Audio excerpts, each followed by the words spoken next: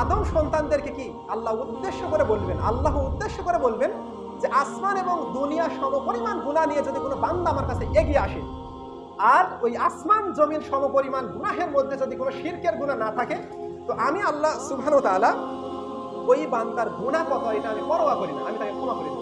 সুবহানাল্লাহ। কিন্তু শিরক কি? এই যে আপনি বলেন যে তুমি ভালো থাকো, আপনি পীরের কথা বিশ্বাস করেন, জিনে যখন কোনো মানুষকে কোনো মেয়েকে যখন সাবর করে ওই কবিরাজের কথা বিশ্বাস করেন, অমুক দিনে তোমার এটা হবে, ভাগ্য গণনা। তার মানে আপনি কি, আপনি ধর্মে থেকে কখন যে আপনি কালিমা শূন্য হয়ে যাচ্ছেন, ঈমান শূন্য হয়ে যাচ্ছে, মৃত্যুবরণ করলে জাহান্নাম।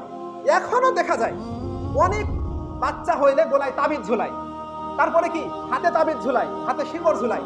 তার মানে এই মানুষটা যদি 100 কোটি বার হজ করে, হজ করার পরে যদি তাবিজ ঝুলায়, তো 100 কোটি বার হজ তার জীবনে কোনো কাজে আসবে না। তার মানে এই মানুষটার মধ্যে কখনো ঈমানই ঢুকেনি, এই মানুষটা ঈমানকে এটা বুঝায়নি।